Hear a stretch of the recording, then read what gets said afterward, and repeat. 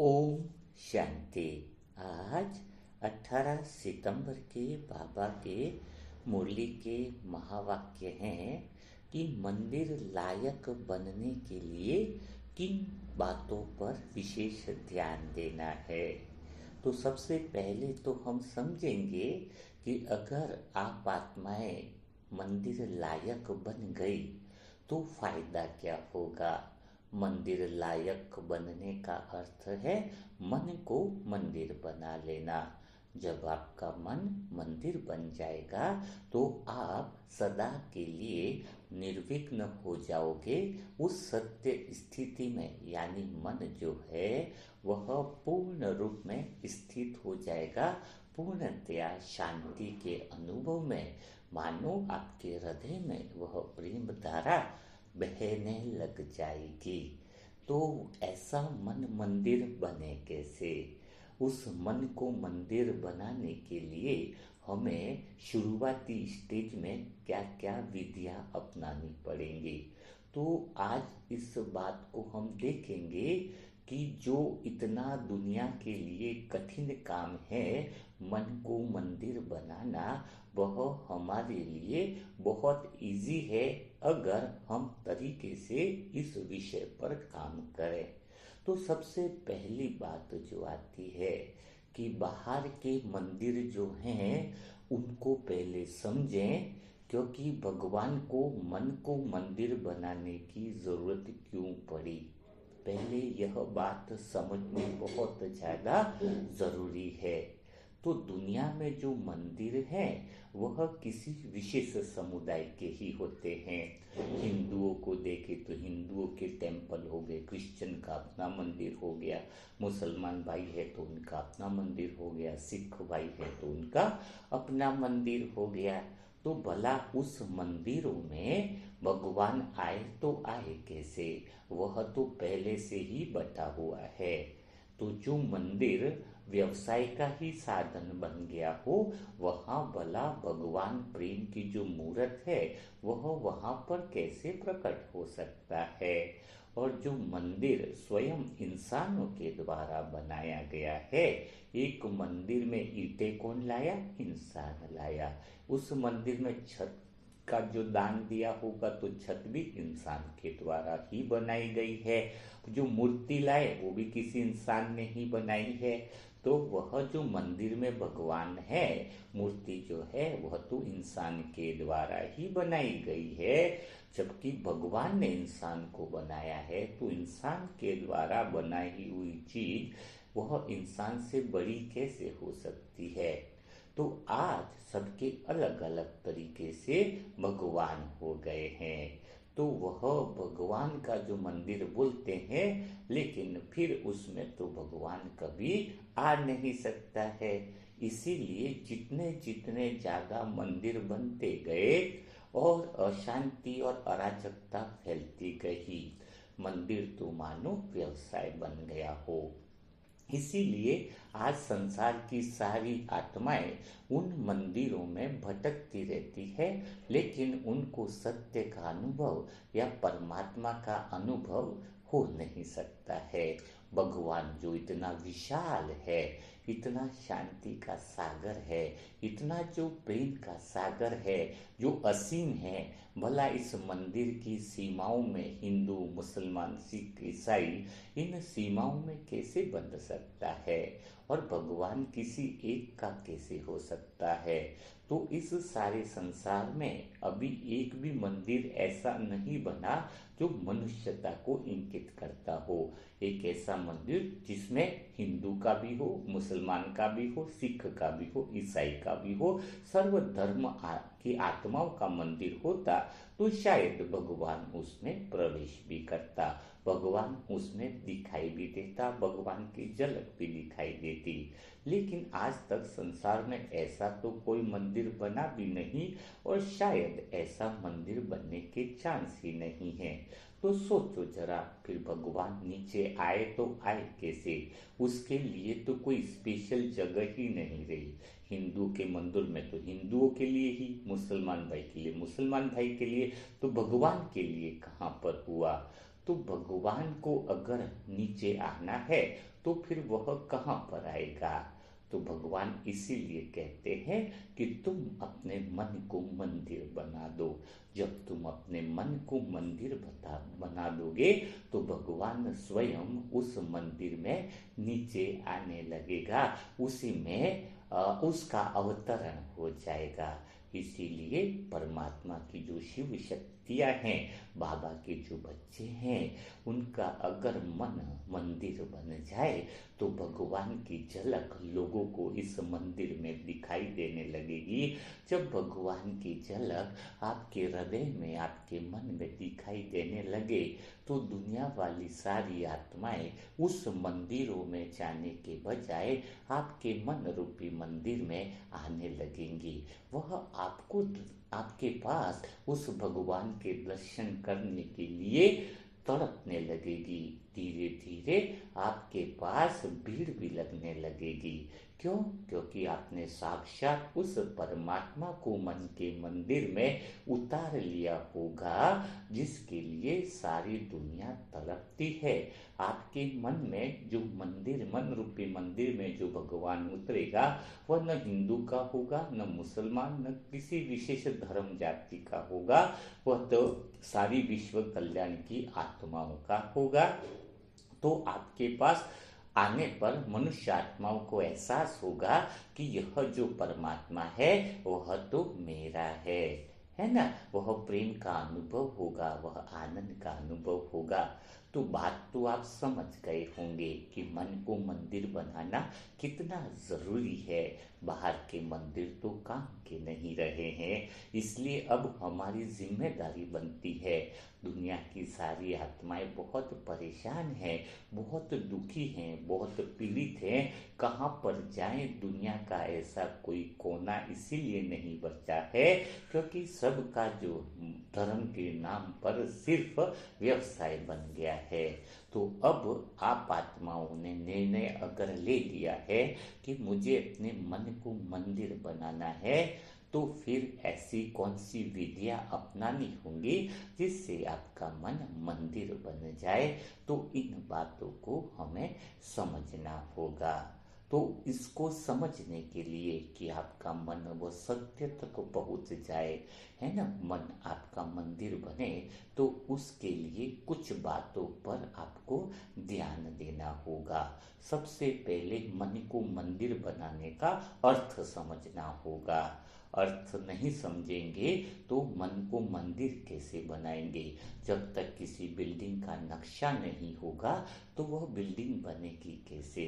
तो मन को मंदिर बनाने का अर्थ यह है कि जैसे दुनिया में भी देखते हैं कि जब एक दर्पण होता है, एक आईना होता है, उसमें किसी इंसान को रखो, मंदिर को रखो, चाहे कोई बिल्डिंग को रखो, चाहे कोई भी चीज उसके सामने होगी, तो दूसरे लोग अगर उस दर्पण में देखेंगे तो समझ में आएगा कि दर्पण के सामने क्या है।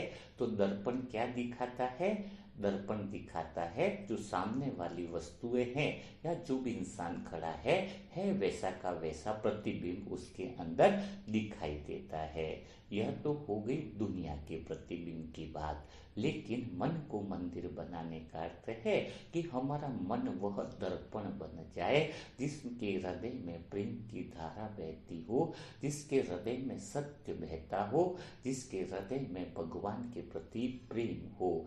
तो उस शुद्ध मन में, साफ हृदय में भगवान उतर जाएगा। उस दर्पण में भगवान की छवि दिखाई दे कि मेरा कुछ भी नहीं, मेरे अंदर सारा भगवान का ज्ञान, भगवान की शक्तियाँ, भगवान की बातें, भगवान के गुण, भगवान की करुणामय भावना, भगवान के कर्तव्य जो है मेरे इस मन रूपी दर्पण में उतर जाए। तो क्या होगा? मन रूपी दर्पण यानी मन को दर्पण बना लिया तो भगवान की छवि मेरे इस दर्पण में दुनिया वालों को दिखाई दे। मैं तो बिल्कुल कुछ रहूं ही नहीं, मेरा अहंकार तो शून्य हो जाए, मैं तो कुछ बचा ही नहीं, मैं तो वो नदी हूँ जो सागर में मिल गई, मैं तो वो झरना हूँ जो सागर में समा गया, मेरा भला कुछ अस्तित्व ही नहीं रहा, मेरा तो पहचान ही वह सागर में। विलीन हुई नदी के समान हो जाए कि सब कुछ जो है वो परमात्मा का है, परमात्मा ही सब कुछ है, मैं बाबा का, बाबा मेरा है, ऐसे कंबाइंड रूप में समा जाए कि पता ही नहीं चले कि मैं बोल रहा हूँ कि बाबा बोल रहा है, पता ही नहीं चले कि मैं कर्म कर रहा हूँ कि बाबा कर्म कर रहा है, पता ही नहीं चले कि बाबा दुनिया का कल्याण कर रहा है कि मैं कल्याण कर रहा हूँ। जब आपका दर्पण इतना स्वच्छ, इतना सुंदर हो जाए तो भगवान की छवि अंदर उतरने लगेगी। दुनिया को पता चलेगा कि वास्तव में यह तो कोई विशेष आत्मा है, यह तो कोई महान आत्मा है, इसके अंदर तो कोई दिव्य देवी देवताओं की झलक दिखती है, आपके अंदर तो वो खुशबू फैलने लग जाएगी। तो अब बात आती है, ऐसा दिव्य दर्पण बने तो बने कैसे, है ना। अभी तो आपको परिभाषा बताई है कि मन को मंदिर कैसे, मन को मंदिर बनाने का अर्थ क्या है। तो पहली बात आपको समझ में आ गई होगी कि मन को ऐसा दर्पण बनाना है जिसमें भगवान की वह छवियां जो हैं वह नीचे अंदर की तरफ उतरने लगे। तो ऐसी छवियां उतरे, ऐसा दर्पण बने, उसके लिए पहला आपको अटेंशन देना होगा, है ना। कौन सा अटेंशन देना होगा कि तुम दुनिया का कितना भी ज्ञान ले लो, दुनिया का कितना भी समझ ले लो, तो भी तुम अज्ञान ही रहोगे। जब तक तुम्हें भीतर का ज्ञान नहीं होगा, स्वयं का ज्ञान नहीं होगा, तब तक इंसान खाली ही रहता है। तो सबसे पहली बात है भीतर यानी दर्पण बनाना, यानी स्वयं का ज्ञान होना। जिस इंसान ने स्वयं को नहीं जाना, सारी दुनिया को जान लिया, तो भी उसका जीवन व्यर्थ हो गया है। तो हमारा अटेंशन इस बात पर हो कि हमारे अंदर हम स्वयं का पूरा ध्यान रख पाए, स्वयं का आत्मचिंतन और आत्मज्ञान ले पाए। बाहर का जो ज्ञान है वह अज्ञानता है। यह बात जिसके अंदर समझ बैठ गई होगी वह मन को मंदिर बना पाएगा। दूसरी बात है कि जिस आत्मा को यह ज्ञान होगा कि बाहर से हम जितनी भी चीजें बढ़ने की कोशिश करें, बाहर की चीजें सिर्फ भ्रम पैदा करती है, बढ़ने का भ्रम, कि जिसमें लगता है कि बाहर की संपदा से हम भरपूर हो रहे हैं, यह बहुत बड़ा भ्रम है। सिकंदर ने भी बहुत सारी साधन इकट्ठे कर लिए, विश्व विजेता का टाइटल बनने के करीब ही था, लेकिन जब उसकी लास्ट अंतिम यात्रा निकली तो लोग बहुत आश्चर्यजनक स्थिति में रह गए। उन सबके मुंह से एक ही शब्द थे कि दोनों हाथ इसके ऊपर क्यों रखे गए हैं। जब उसका अंतिम यात्रा निकल रही थी तो दोनों हाथ ऊपर रखे गए थे। इसका अर्थ क्या था? क्योंकि सिकंदर ने कहा था कि मैंने बाहर से सब कुछ पा लिया है, इतने संपदा एकत्रित कर ली, लेकिन फिर भी मुझे अंदर से पूरा खालीपन का ही अनुभव होता है कि मेरे पास कुछ है ही नहीं। तो उसको एक भ्रम था कि बाहर की चीजें इकट्ठी कर लेंगे तो भरपूर हो जाएंगे। तो यह ज्ञान या समझ आपके अंदर स्पष्ट रूप से अगर होगी तो आपका मन दर्पण बन पाएगा, मन मंदिर बन पाएगा कि बाहर की चीजें हमें भ्रम पैदा करती है। कौन सा भ्रम पैदा करती है? भरपूर होने का भ्रम पैदा करती है, जबकि भरपूर तो भीतर की संपदा से हुआ जाता है, भीतर की आत्मचिंतन से हुआ जाता है, भीतर की यात्रा से भरपूरता का अनुभव होता है। जो जीवन में भरपूरता का अनुभव भीतर की यात्रा से कर लेता है वह सदा शांत स्थिति में रहता है। उसको अनुभव होने लगता है कि मैंने तो कुछ पा लिया है। नहीं तो बाहर कितना भी आप पा लो, भीतर का दिया अगर आपका बुझा हुआ है तो घर के बाहर सूरज भी चल रहा होगा तो आपको कुछ भी पता नहीं चलेगा, है ना। तो सबसे बड़ी बात यही है कि जिस इंसान ने अपने को भी नहीं खोज पाया, स्वयं को समझ ही नहीं पाया, वह भला और क्या पा पाएगा। बाहर का साम्राज्य भी अगर वह पा लेता है खुद को छोड़कर, तो आखिर में उसको अनुभव होगा कि मेरे हाथ तो खाली हैं। इसलिए कोई अमीर व्यक्ति भी जब शरीर छोड़ता है तो उसको मरते समय भी या अंदर से शुरुआत में भी उसको यह अनुभव होने लगता है कि मैं अंदर से भीतर से जो है वह बहुत खाली हूँ। तो मन को दर्पण बनाने का अर्थ है कि समझ पक्की हो जाए कि मैं जिसे खोज रहा हूँ वो मेरे अंदर ही है। तो मुझे अपनी खोज की यात्रा भीतर की तरफ ही करनी है, जो भीतर ही मौजूद है। यह समझ जिसको पक्की हो जाए वह आत्मा मन को क्या बना लेती है, दर्पण बना लेती है। तो जिसका मन भीतर की तरफ यात्रा करने लग जाता है वह मन शुद्ध होने लगता है, वह मन शांत होने लगता है। आपके हृदय से ऐसी प्रार्थना, ऐसे प्रेम उत्पन्न होते हैं कि भगवान की छवि तुम्हारे अंदर मानो उतरने लगती है। तुम्हें भीतर से संपूर्णता और पूर्णता का अनुभव होने लगता है। तो अभी आपको समझ में आ गया होगा। क्या समझ में आया? कि हमें मन को मंदिर बनाने के लिए भीतर में ही उतरना पड़ेगा। इसके सिवाय और कोई भी रास्ता नहीं है मन को मंदिर बनाने का। मन को मंदिर बनाने के लिए, मन को ऐसा दर्पण बनाने के लिए, और दूसरी बात जो सबसे ज्यादा जरूरी है उस बात को हम समझते हैं, उसको एक कहानी के द्वारा अगर हम समझेंगे तो बहुत ही आसान रहेगा मन को मंदिर बनाने के लिए। लेकिन सबसे पहली बात है कि आप किस तरफ यात्रा कर रहे हो, क्योंकि भगवान को पाना का प्रॉब्लम नहीं है, भगवान को अब तो खोने का प्रॉब्लम भी खत्म हो गया। जो पा लिया है भला वो खोएगा कैसे, वह कहीं जा ही नहीं सकता। अब तो आपने परमात्मा शिव को जान लिया है, मीठे बाबा को पहचान लिया है, तो भला भगवान अब खोने का संभव ही नहीं है। बात तो यहाँ पर आ रही है कि भगवान निरंतर आपके पास होने पर भी आप उसकी स्मृति में नहीं रह पा रहे हो, भगवान कहीं जा नहीं रहा है। बात आ रही है कि आप जो है उसको भूलते जाते हो। तो इसका मेन कारण क्या है? जैसे आपको किसी स्थान पर जाना है, अहमदाबाद का उदाहरण दिया न कि एक रास्ता माउंट आबू की तरफ जा रहा हो, एक दूसरा रास्ता दूसरी दिशा में जा रहा हो। अब आपको तो माउंट आबू पहुंचना है, तो उसी रास्ते की बजाय अगर आप विपरीत रास्ते की तरफ बढ़ोगे तो क्या माउंट आबू आप पहुंच पाओगे? नहीं ना।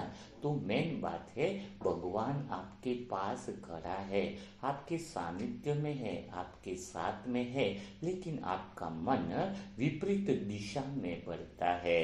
वो विपरीत दिशा है संसार की तरफ। जब आपका मन संसार की तरफ बढ़ने लगता है तो भगवान से तो दूर होगा ही ना, क्योंकि आपने तो विरोध की दिशा पकड़ रखी है, ऑपोजिट डायरेक्शन पकड़ रखी है। भगवान तो अपनी जगह पर खड़ा है, सत्य तो वहीं पर ही है, परमात्मा तो मौजूद ही है। मीठा बाबा हाथ से बाहें फैला कर खड़ा है आपसे आलिंगन करने के लिए, आपको प्रेम में डुबाने के लिए, आपको सुख शांति आनंद का साम्राज्य देने के लिए।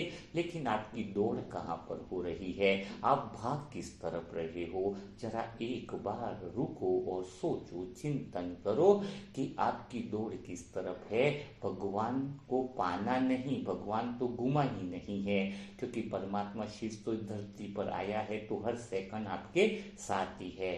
तो मन को दर्पण बनाना, मन को मंदिर बनाने का अर्थ है कि तुम्हारी दौड़ किस तरफ है, भगवान की तरफ है, शुद्ध मन की तरफ है या संसार की तरफ है। अगर तुम्हारा मन शून्य की तरफ, सत्यता की तरफ, परमात्मा की तरफ यात्रा हो रही है तो तुम निरंतर भगवान के समीप ही पहुंच रहे हो। यह तो अनुभव करने की बात है। ज्ञान इकट्ठा कर रहे हो, समझ इकट्ठा कर रहे हो, लेकिन दौड़ विपरीत दिशा में जा रहे हो। तो ज्ञान इकट्ठा करने पर भी ऐसा महसूस होगा कि मुझे भगवान का अनुभव क्यों नहीं हो रहा है, सत्य का अनुभव क्यों नहीं हो रहा है। जब तुम विपरीत दिशा में जा रहे हो तो ज्ञान फिर बोझ बन जाएगा, ज्ञान और परेशान हो जाएगा। तो दूसरी सबसे बहुत गहरी बात आपको समझ में अगर आ गई हो तो वह कौन सी है कि आपको यात्रा यानी भगवान की तरफ, शुद्ध मन की तरफ यात्रा करनी है। तो भगवान तो मौजूद ही है। ठीक है, बात समझ में आई। तीसरी बात आपको जो समझनी है उसको हम कहानी के द्वारा समझाएंगे। तो वह बहुत आपके लिए आसान रहेगा कि मन को ऐसा दर्पण कैसे बनाए जिसमें भगवान की छवि जो है वह नीचे उतर करके आ जाए। तो एक बार एक राजा था। राजा जब थोड़ी सा बुजुर्ग होने लगा तो उसके 3 संतानें थी। अब तीनों संतानों में वह थोड़ा सा कंफ्यूजन में था कि मैं किसको जो है वो राजगद्दी पर बैठाऊं। है ना, तीनों संतानें थी तभी राजगद्दी पर तो एक को तो बैठाना ही था। लेकिन उसके मन में एक ख्याल आता था कि जो भी इसके काबिल होगा मैं उसी को राजगद्दी पर बैठाऊंगा। है ना, तो जो भी काबिल होगा उसको राजगद्दी पर बैठाने के लिए ऐसा क्या किया जाए जिससे यह पता चले कि वह सारी उन तीनों में से वह आत्मा काबिल है।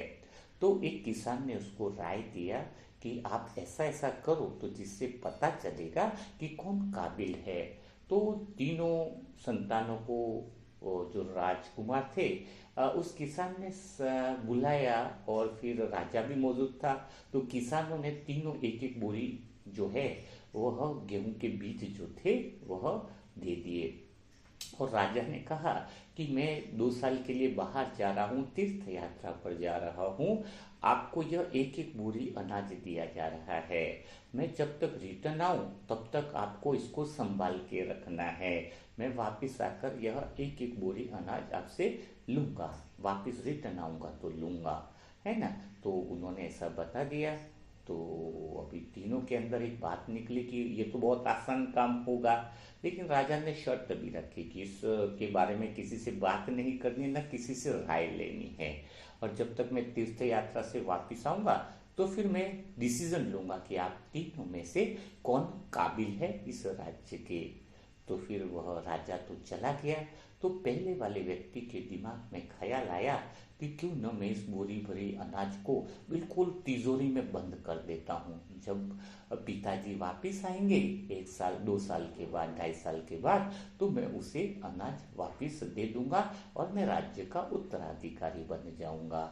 दूसरे के मन में ख्याल आया कि अंदर क्या रखूं, मैं उसको देखूं न खेतों में ऐसे डालने से तो बहुत सारी चीजें उगती हैं। जब इतनी घास उग गई, इतना उग गया, तो वो रात के अंधेरे में गया और सारे जो बीज थे गेहूं के वो सारे खेतों में फेंक दिए। उसने सोचा कि ये जब घास उग रही, ये उग रही है, तो गेहूं है वह भी उग जाएंगे और बहुत सारे उसके पेड़ पौधे हो जाएंगे और गेहूं उग जाएंगे। तो जब तक पिताजी आएंगे तब तक तो मैं उनको कई सारी चीजें दे दूंगा। तो दूसरे बच्चे ने ऐसा किया। लेकिन तीसरे बच्चे था, उसने सोचा कि मैं खेत में डालता हूँ, इसको उगाऊंगा, लेकिन पहले देखूंगा कि जमीन कैसी है। तो उस पहले जमीन की सफाई करवाई, जमीन को एकदम क्लीन करवाया, जो बिना काम की घास पत्तियां थी उनको हटाया, फिर उसने वह बीज अंदर डाले। तो जब 2 साल के बाद उनके पिताजी आए तो पहले वाला जो पुत्र था जिसने तिजोरी में रखा था, जब उसने बोरी को खोला, अंदर तिजोरी को खोला तो वो बिल्कुल सड़ गया था। है ना, उसको बोला तू तो लायक है नहीं। दूसरे वाले को पूछा तो जिसने जमीन में गेहूं के बीज डाले थे, लेकिन मानो अंधेरे में ही डाले थे, जमीन को देखा भी नहीं था कि जमीन उपयुक्त है या नहीं, जमीन क्या इस चीज के काबिल है कि नहीं कि वो बीज जो है वो पेड़ बन पाएगा, तो दूसरा भी फेल हो गया, क्योंकि वहां पर तो फसल उगी ही नहीं। लेकिन तीसरा जो व्यक्ति था उसके तो मानो अनाज की बहार ही हो गई थी, चारों तरफ हरियाली हरियाली थी, मानो शुद्ध हवा कह रही हो कि सब कुछ फलीफूत हो गया है। तो राजा ने कहा कि यह पुत्र मेरा उत्तराधिकारी है, जिसने मेरी संपदा को बढ़ाया है। तो इस बात से क्या पहली बात समझ में आती है कि वही आत्मा मन को जो है मंदिर बना पाएगी, वही आत्मा जो है वो मन को जो है मंदिर लायक या दर्पण लायक बना पाएगी, जिसमें भगवान की छवि उतर सके। तो भगवान की जो संपदा ज्ञान रूपी जिसको संपदा सभी आत्माओं को मिली है, लेकिन सभी बच्चे अलग अलग तरीके से इसका उपयोग कर रहे हैं। भगवान ने किसी को कम या ज्यादा नहीं दी है। जैसे राजा ने वह बीज गेहूं के सबको समान दिए थे एक एक बोरी, तो पहली तरह के जो बच्चे हैं जो ज्ञान इकट्ठा करते जाते हैं, मानो तिजोरी में बंद हो गया है, न उसका कोई यूज करते हैं, न कोई किसी को बताते हैं, कुछ भी नहीं करते हैं, बस इकट्ठा करते जाते हैं, मानो शब्दों को इकट्ठा करना है। तो जब वो ऐसे ज्ञान को इकट्ठा करते जाते हैं तो वह ज्ञान मानो उनके लिए बोझ ही बन जाता है। ऐसी आत्माएं मन को कभी भी दर्पण नहीं बना पाएगी, मन को मंदिर लायक नहीं बना पाएगी। आप अपने आप को देखो कि क्या आप पहली कैटेगरी में आते हो, बस ज्ञान इकट्ठा किया, न कोई इसका इस्तेमाल है न कोई इसका यूज है।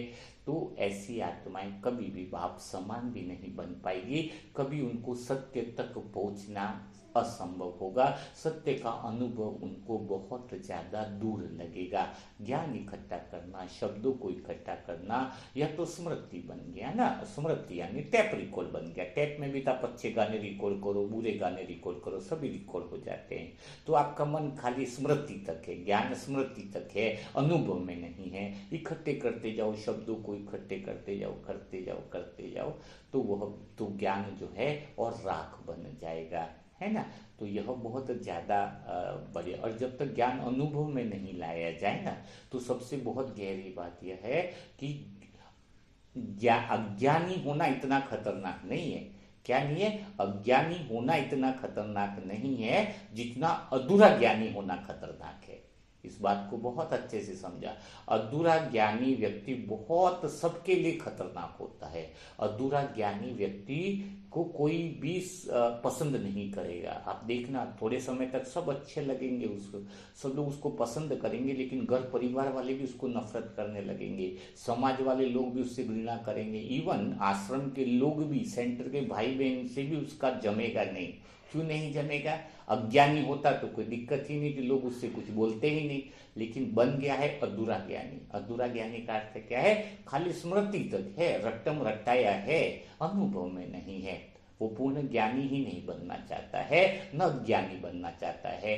जब बात आती है घर परिवार में, उधर की तरफ लुढ़क गया, उधर आए तो उधर लुढ़क गया, और बातें ऐसी करता है कि जैसे उसको सारी समझ है।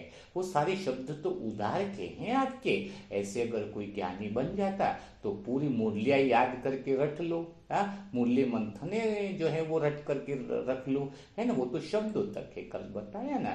तो वह अनुभव में लाओ। आधे ज्ञानी मत बनो, या तो पूर्णतया ज्ञानी बन जाओ या पूर्ण ज्ञानी की तरफ बढ़ना चालू कर दो। तो उन शब्दों को अनुभव में लाना है। तो आपको ये बात समझ में आई है कि अज्ञानी अच्छे होते हैं अधूरे ज्ञानी से। शब्द को बहुत अंडरलाइन से आपको डायरी में लिख करके रखना चाहिए, तो आप जो है वह समझ पाएंगे जीवन क्या है। तो जिसने ज्ञान को इकट्ठा किया है, तिजोरी में बंद कर रखा है, ऐसी आत्मा कभी मन को मंदिर नहीं बना पाती है। दूसरी तरह की जो आत्माएं हैं जिनके पास ज्ञान तो है, लेकिन वह जमीन नहीं देखते हैं, किधर भी अपना ज्ञान बिखेरना चालू कर देते हैं। तो जब तक सही जमीन नहीं देखेंगे तो बीज जो है वो किस सही जमीन पर ही तो पनपेगा ना। तो समझ करके, समय को देख करके, नफ्स को परख करके ज्ञान देने का तरीका एक अपना होता है ना। किसको कल भी बताया था ना कि अपने शब्द जो है वो दूसरों के शब्द बन जाएं। तो जब इस तरह का ज्ञान देने का सही तरीका, सही समझ हो और किस व्यक्ति को किस तरीके से देना है, इसकी समझ बहुत अच्छे से होनी चाहिए, तो फिर उनका ज्ञान बहुत बढ़िया रहता है। लेकिन बिना समझ के वो ज्ञान का बीज सारी तरफ डालते देते हैं तो फिर वो ज्ञान का बीज पनपता नहीं है। तो ऐसे लोग भी मन को मंदिर नहीं बना पाते हैं। लेकिन तीसरी तरह की जो आत्मा है, जो 100% अपने मन को मंदिर बना देते हैं, वो मंदिर कौन सा है, कैसे बनाते हैं वो आत्माएं? तो वो आत्माएं वही हैं जो अपने ज्ञान को, ज्ञान का प्रकाश जो उनकी संपदा मिली है, गेहूं का बीज था, एक बोरी को कई सारी बोरी में बदल दिया, यानी भगवान ने भीतर की जो संपदा आपको दी है उस संपदा को बढ़ाने की ताकत, यानी दिन रात यह मनन चिंतन चलता रहता है कि सुख शांति प्रेम के खजाने में कैसे बांटूं, यह शुद्ध ज्ञान का खजाना मैं कैसे फैलाऊं, सही जमीन कैसे बनाऊं। मन को शुद्ध जमीन बनाना होगा तो उसमें बीज जो है वो पनप पाता है। तो अभी बात क्या हो रही है कि जो निरंतर जिसके दिल में रहता है, हर पल यह रहता है कि हमें ज्ञान का प्रकाश सब तरफ फैलाना है, हर एक आत्मा तक यह ज्ञान का दीपक जले, हर एक आत्मा तक वह सच्ची बातें पहुंचे, उनका कल्याण हो। जब ये ललक अंदर जग जाती है, आपको सत्य का ज्ञान फैलाने की अंदर उमंग उत्साह आ जाता है, वो भावना रहती है, तो फिर उसका मन मंदिर बन जाता है। आपने ब्रह्मा बाबा देखे, दादिया देखी, या कई सारी महारथी आत्माओं को देखोगे तो क्या वो ज्ञान पाने के बाद रूम में बैठे रहे? क्या ज्ञान पाने के बाद अंदर ही रहे? नहीं ना। इसका अर्थ ये नहीं है कि आपको भी बाहर निकलना है। अब तो डिजिटल जमाना आ गया है, आप चाहो तब अपने सेवाएं कर सकते हो। सेवा का अर्थ हड्डी सेवा नहीं है, सेवा का अर्थ है अन्य आत्माओं की बुझी हुई ज्योत को जगाना, अन्य आत्माओं को सही रास्ता दिखाना। तो सभी दादियाँ देखो एक पल भी बैठते नहीं थे, हर समय उनके अंदर यही रहती थी, दिमाग में बुद्धि में बात रहती थी कि सभी आत्माओं के अंदर ज्ञान का दिया जल जाए। तो जब आपके अंदर ऐसा उमंग उत्साह आ जाएगा कि मुझे हर आत्मा तक ज्ञान की रोशनी फैलानी है, तो फिर कितना फायदा होगा। इसीलिए तो बुक्स का प्रकाशन किया जा रहा है कि वो बुक से वो हर एक आत्मा तक पहुंचे। कई बार अगर हम वो बुक भी गिफ्ट में भी दे देंगे किसी को, तो अगर वो पढ़ लेगा ना, दूसरी चीजें हम देते हैं, ड्रेस पे खर्चा करते हैं, दूसरी चीजों पे खर्चा करते हैं, उसमें स्वयं का भी कल्याण होता है, उसका भी कल्याण होता है ना। तो हमें दिन रात इसका चिंतन होना चाहिए कि हमें सत्य जो है वो सब तक पहुंचाना है, और उस कार्य में हम कैसे सहयोगी बन सकते हैं, उस कार्य में हम कैसे निमित्त बन सकते हैं। जब आपकी ये भावना भी हो जाएगी तो भगवान खुद दिया जला देगा। खाली तुम्हें संकल्प करने होते हैं, करण करावन हार तो करवा ही देता है। आपके अंदर वो भाव तो उत्पन्न हो, आपके अंदर वो विचार तो उत्पन्न हो कि मुझे वो ज्ञान का प्रकाश फैलाना है, भगवान ने जो संपदा दी है उसको सारी दुनिया तक पहुंचाना है। यह ख्याल तो आए, नहीं तो ज्ञान जो है वह आपका राख बन जाएगा, अंदर कोई उपयोग नहीं रहेगा उसका। तो यह तीसरी तरह की जिसके अंदर क्वालिटी है, उसका मन मंदिर बन जाता है। तो ये बातें आपको समझ में आ गई होंगी। अब बात आती है मन को मंदिर बनाने के लिए अशुद्ध मन की जो बंजर भूमि है उसको समाप्त करना बहुत ज्यादा जरूरी है। क्योंकि आपके अशुद्ध मन जो है, बंजर भूमि कौन सी है आपके अंदर? अगर देखा जाए कि बंजर भूमि को आपके अंदर जो है वह कांटे हैं, अंदर मैपन है ना। तो मन को बनाना है एक दर्पण, तो मन को बनाना है एक मंदिर, मन को बनाना है कुछ ऐसा कि परमात्मा उसमें फलित हो सके, है ना। तो परमात्मा फलित होने का अर्थ है कि सभी लोग उसमें दर्शन पा सकेंगे, जो जीवन सत्य है उसको उपलब्ध हो सके, जो जीवन का सौंदर्य है है ना, वो सबको पता चल सके। तो उसके लिए पहली बात कैसा है कि जैसे किसान खेत की भूमि को तैयार करता है ना, वैसे ही हमें अपने मन को भी तैयार करना होता है। हमें भी अपने मन को भूमि की तरह तैयार करना होगा। और तैयारी में पहली बात जो करनी होगी वह यही है कि मन के सारे कंकड़ पत्थर अलग कर देने होंगे। मन से जो घास पात है वह अलग कर देनी होगी। मन से उखाड़ फेंकनी होंगी वे सब जड़ें जो न मालूम कितने दिनों से हमारे मन में घर किए हुए हैं, ताकि नई फसल हो सके। इसलिए पहला काम जो है मन को मंदिर बनाने के लिए वह यह है कि मन की सफाई हो जाए, अशुद्ध मन को हटा दिया जाए।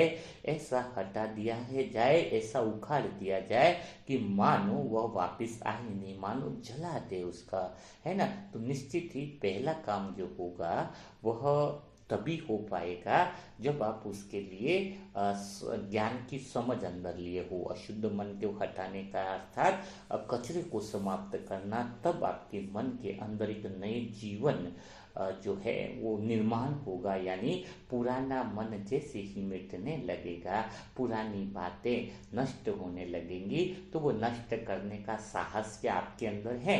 क्योंकि मंदिर बनाना यानी पुरानी चीजों की सफाई करना, पुराना चीज हटाना।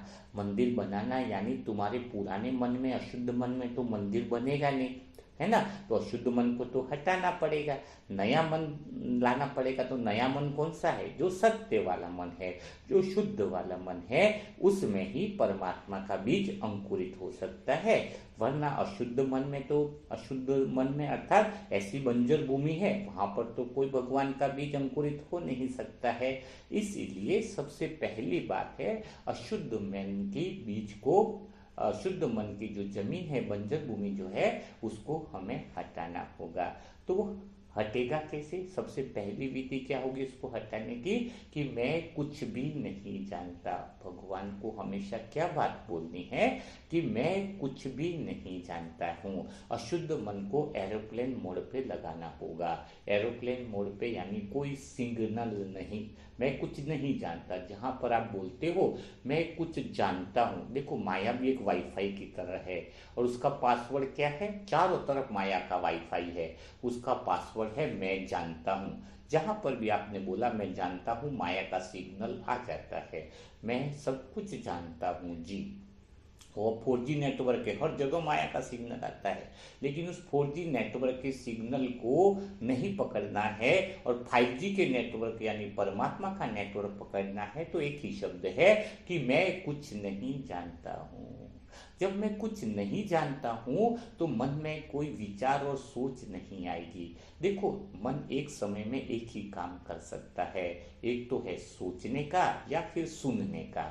अभी भी आप आत्माएं, अगर मैं बोल रहा हूं उसके साथ साथ अंदर सोच भी रहे हो, तो आप दोनों काम एक साथ नहीं कर पाओगे। जब आपको सही तरीके से सुनना होगा, भगवान के महावाक्य को सुनना है, तो आपको सोचना बंद करना होगा। सोचना कब बंद होगा? ज्यादातर मैं तो यह सब जानता हूं वहीं से सोच स्टार्ट होती है। जहां पर बोलोगे मैं कुछ नहीं जानता हूं, तो वहां पर अहंकार शून्य हो जाता है। वह जमीन तैयार हो जाती है जिसमें भगवान उतरने वाला हो, वह बीज फलीभूत होने वाला हो, आपका मन दर्पण बनना चालू हो जाता है। तो हमेशा एक बात रहे कि मैं कुछ भी नहीं जानता हूं। अब कुछ नहीं जानता हूं इसका अर्थ क्या है? आप बोलोगे मैंने तो कर्मातीत स्थिति के बारे में जान लिया, मैंने ये जान लिया, तो मैं कैसे बोलूं कि मैं कुछ नहीं जानता हूं, है ना। ये बात आती ना अंदर से। तो देखो एक उदाहरण के लिए, जैसे आपको एक नक्शा दे दिया गया, 100 किलोमीटर की आपको यात्रा करनी है, वो नक्शा आपके पास है, लेकिन नक्शा है सिर्फ 50 किलोमीटर तक पहुंचने का।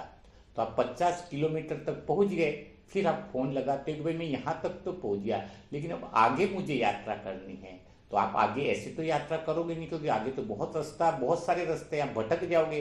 तो फोन करके क्या बोलोगे जिसने नक्शा देने वाला है कि भाई अब तू जल्दी बता कि आगे कैसे पहुंचना है, मुझे कुछ भी नहीं जानता हूं, मैं कुछ भी मुझे पता नहीं है।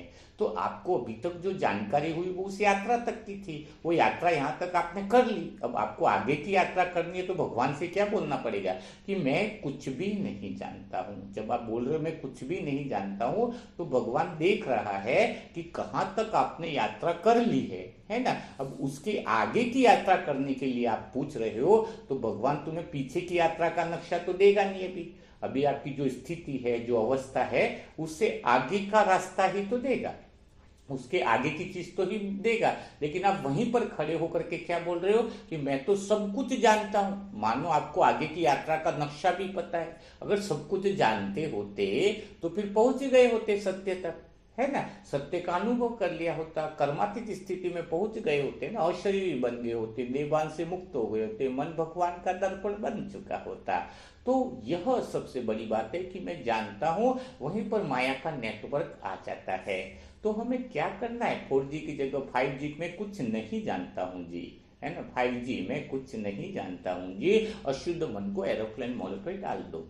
तो भगवान क्या है, जितना नम्र चित्त हो जाएंगे तो एक अहंकार शून्य हो जाएगा। इस शब्द में ही अहंकार शून्य हो जाता है। तो भगवान फिर आपको आगे पहुंचने का नेटवर्क देता है, आगे पहुंचने का रास्ता देता है। और वह रास्ता इतना, जब बाबा से आप लेते जाओगे कि मैं कुछ नहीं जानता हूँ, ऐसे बच्चे की तरह खड़े रहोगे, तो जो जितना बाबा बताता जा रहा है उतनी यात्रा करते भी जाना है। नहीं तो आपको 2 किलोमीटर का तो नक्शा मिल गया, लेकिन वह भी आप नहीं पार कर रहे हो और सीधा बोलते जा रहे हो मैं कुछ नहीं जानता। तो बाबा ने जितना रास्ता बताया उतना तो आगे बढ़ते जाओ, फिर बोलो कि आपकी स्थिति क्या है, आपने कितने शब्दों का अनुभव कर लिया है ना। तो मन जो है ना, ज्यादा जानता हूं इस चक्कर में सबको उत्तर ही देता रहता है, इसलिए तो मन चुप नहीं रहता है। जो इंसान कहता है ना मैं जानता हूं, उसके मन में हर एक बात के उत्तर ही चलते रहते हैं। दुनिया की कोई बात है कि तुरंत उत्तर देने को तैयार होगा, और रास्ते में चलते हुए भी सोचेगा उसको ऐसा नहीं करना चाहिए, ऐसा करना चाहिए, उसको वैसा नहीं करना चाहिए, उसको ऐसा करना चाहिए,